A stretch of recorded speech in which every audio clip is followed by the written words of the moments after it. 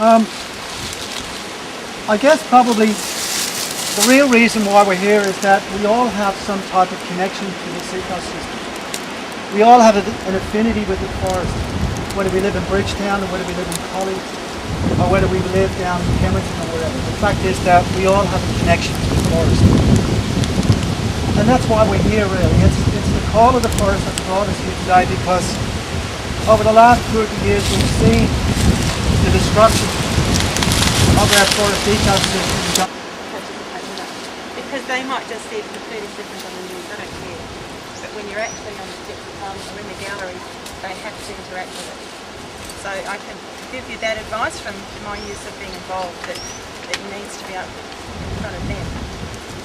And I certainly want to help you in that way. And I am there in the Legislative Assembly. We have two houses in Parliament, but that's where we've got Colin Barnett, Eric Ripper, and the big players. We've got the Environment Minister in there, the Forestry Minister. There's also a member for Bunbury who's from the Yeah.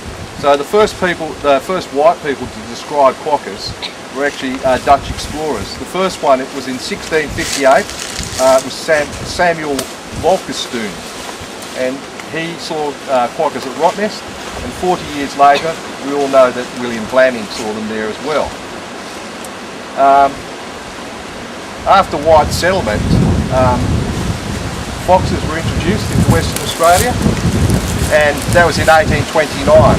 100 years later, by 1930, quokkas were already starting to become quite scarce, now restricted to an area between south of Armadale and down to near Two People's Bay again. They're also found on another island. They're found on two islands. They're found on Rottnest Island, and they're found on Bald Island, which is southeast of Albany. A lot of people don't know about those. Is that somewhere between 200 and 600 individuals on Bald Island, and seasonally between 5,000 and 10,000 quokkas on Rottnest Island. Now a lot of people ask, well, if there's that many quokkas on Rottnest Island, why can't they translocate those? Well, the reason for that is that the quokkas on Rottnest Island have a genetic diversity of 2. Not so many, will be as many as we have here today.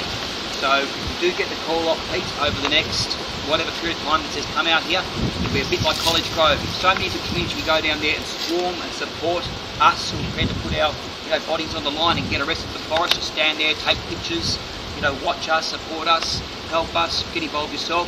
They really can't do it. It gets back to this thing that they can't do it if the people are going in and out of the forest, and they'll just stop because they don't want the publicity. She reached across like that. Yeah. Tight and look up at the camera.